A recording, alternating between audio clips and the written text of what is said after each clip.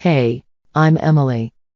I always thought Mark and I had the kind of relationship you only read about in romance novels. We met right after college, fell in love, got married, and built a life that looked picture perfect from the outside. Mark's a project manager, charming, and honestly, everyone adores him, including me, of course. But life has a funny way of reminding you just how quickly things can unravel. We were celebrating our 5th wedding anniversary, and I wanted it to be unforgettable. So, I planned this amazing trip to a dreamy beach resort I'd been eyeing for months. White sands, crystal clear water, the whole deal. Mark seemed thrilled, or at least, I thought he was. But then, little things started to pop up. He began taking phone calls in another room, texting more than usual. "It's just work, he'd say. But something felt off. "Girl, you're overthinking it. Relax. It's probably nothing." Lisa, my best friend since forever, told me when I called her about it. She's always been the no-nonsense type, tells it like it is without any sugarcoating. Then there was Tom, Mark's colleague, who would occasionally drop hints that Mark had been super stressed out lately. It didn't make sense, but I tried to shake off the unease. We were on vacation, and I didn't want to ruin it with my worries. At first, the trip was perfect: romantic dinners, sunset walks on the beach, laughing until our sides hurt over silly things. It felt like we were reconnecting. One evening, Mark said he was going to the bar to grab us some drinks. I stayed back, soaking in the view, but as time passed, I started to get nervous. When he didn't return, I decided to go check on him. As I approached the bar, I heard laughter, his laughter, but it wasn't just him. A woman's voice, too, familiar, yet completely out of place. My heart sank as I rounded the corner and saw them, Mark and his ex, Sarah, looking way too comfortable, like I didn't even exist, like this wasn't our anniversary trip to celebrate us. Everything clicked in that moment. All the little things I'd brushed off suddenly made sense. I felt my world stop. Later that night, when Mark finally came back to the room, I confronted him. His face was still flushed, whether from laughter or guilt, I couldn't tell. "What the hell was that with Sarah?" I asked, my voice shaking, but loud enough to make my point. "Emily, babe, you're blowing this out of proportion. We just ran into each other. It's nothing," he said, his voice too calm, his smile clearly forced. "Overreacting? Don't treat me like I'm stupid, Mark. I'm not blind. Seriously, you're being paranoid. She's just an old friend." He reached out to hug me, but I pushed him away, fury building up inside. That night, I couldn't sleep. His words kept replaying in my head: paranoid, overreacting, but I knew what I saw. I needed to talk to someone who would actually understand. So I called Lisa. It was late, but she picked up on the first ring. "Lisa, I saw him, with Sarah. They were too close." "Emily, breathe. Tell me everything." Lisa's voice was like an anchor, steady in the chaos. I unloaded every detail: how Mark had been acting distant, all the excuses, and finally, seeing him with Sarah. Lisa listened quietly before speaking. It's time to think about your next move, strategically. This isn't just about what happened tonight. This is about your life." "Strategically? What do you mean?" "You need to show him that you're not someone he can manipulate or walk all over. How about serving him divorce papers? Let him know you're serious, that you're done with his games." The idea hit me like a freight train, bold, shocking, but it also felt right, empowering even. "But how? We're still here, in the middle of this supposed romantic getaway," I said, feeling overwhelmed. "Exactly," Lisa replied. "Leave him the papers here.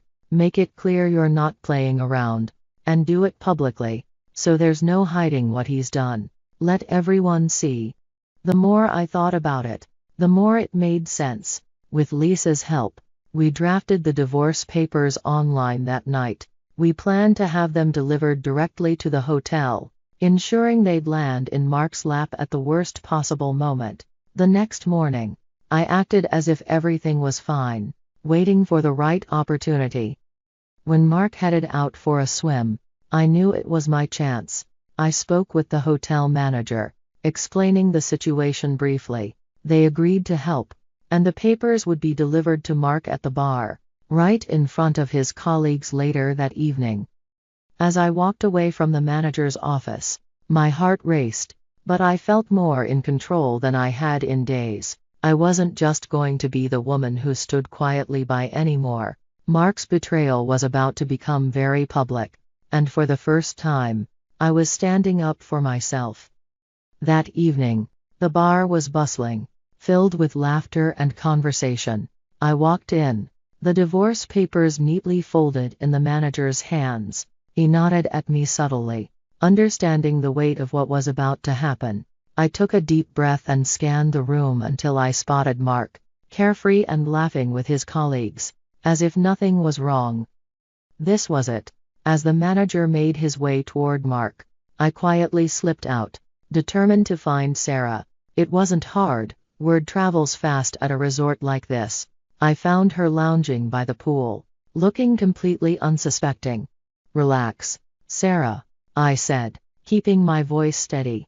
"There's something you need to know about Mark." Her expression shifted instantly, her guard going up. "What are you talking about, Emily?"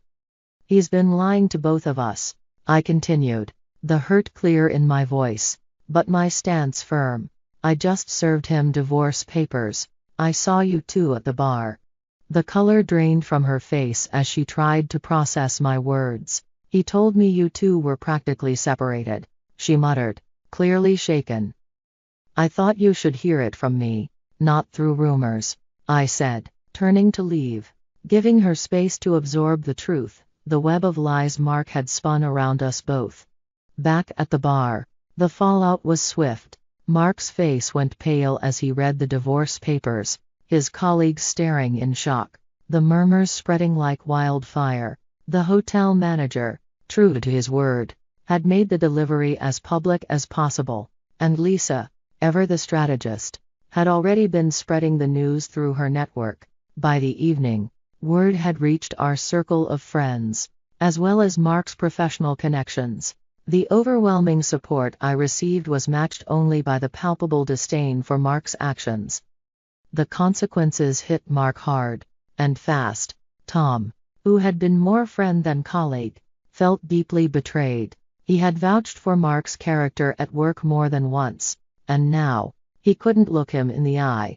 "I can't cover for you anymore, Mark. Not after this," Tom said coldly, and shortly after, Mark lost out on a promotion he'd been certain was his. His professional life, like his personal one, began to crumble. As for me, I took this as a sign to start fresh. I left the job where Mark and I had met and joined a new company. It was a chance for a clean slate, a place where I could grow without the shadow of my past. My new colleagues were supportive, and I quickly rose through the ranks, my determination fueled by the freedom of no longer being tied to Mark's deceit. Life had thrown me a curveball, but I caught it and ran with it. Standing on firmer ground, I didn't look back with regret but with understanding. What I had gone through wasn't the end, it was the beginning of something new. The path ahead was mine alone to forge, and I stepped forward with newfound strength and clarity. Life has a funny way of turning the tables when you least expect it. As I embraced my new chapter, Mark's world continued to fall apart. Sarah, stung by the public humiliation and betrayal, wasn't about to let him off the hook easily. She made sure of that. It turned out the deceit ran even deeper than anyone imagined.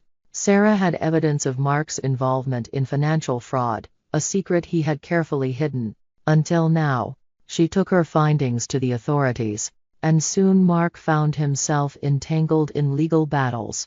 As news of his fraudulent activities spread, it further destroyed what little remained of his reputation. severing the last professional ties that might have survived the scandal of our broken marriage. His financial stability crumbled under the weight of legal fees, and his once expansive social circle dwindled to nothing. It was a harsh reminder of how the consequences of one's actions can extend far beyond what's immediately visible. Meanwhile, my life was heading in a completely different direction. At my new job, I met Alan, a colleague who shared my passion for marketing but, more importantly, respected the boundaries I had come to firmly establish. Alan was different. He listened, supported me, and genuinely cared, not just about our shared work, but about me as a person, my thoughts, my ambitions, my well-being. It was refreshing and invigorating to be with someone who valued me for who I was, not just for what I could offer. We started dating, taking things slowly, learning about each other outside the rush of work. Alan had a way of making me feel seen, something I hadn't realized I was missing until now. It was a healthy, nurturing relationship that grew from mutual respect and understanding, a stark contrast to what I had lived through with Mark. Looking back, I can see how much I've grown. The pain of betrayal had been overwhelming, like a fire I feared might consume me, but instead of letting it destroy me, I used it to forge a new path, one that led to self-discovery and a deeper understanding of my own strength and worth. Mark's downfall, while sad, was a necessary chapter in my life. It was a harsh lesson in the consequences of deceit and the importance of integrity. Now, I stand stronger, more sure of myself, and ready to move forward with clarity and confidence. These were lessons I'd carry with me, but not dwell on. While Mark faced isolation and financial ruin, I found solidarity and success. This journey taught me more than I could have imagined, about resilience, the importance of standing up for oneself, and the incredible power of starting over. Moving forward with Alan by my side and a career that's flourishing, I've come to truly understand the value of my voice and the strength of my spirit. Life is unpredictable, but with every challenge comes an opportunity to learn and grow I did, beyond what I ever thought possible. And that brings us to the end of Emily's journey, from betrayal to triumph. Now, I'd love to hear from you. How do you think you would handle a similar situation if you found yourself in Emily's shoes? Would you choose public exposure, or take a different approach to confronting deceit? Drop your thoughts and experiences in the comments below, and let's start a conversation. If you enjoyed this story, don't forget to hit that like button and subscribe for more. Your support helps us bring more stories like this to light.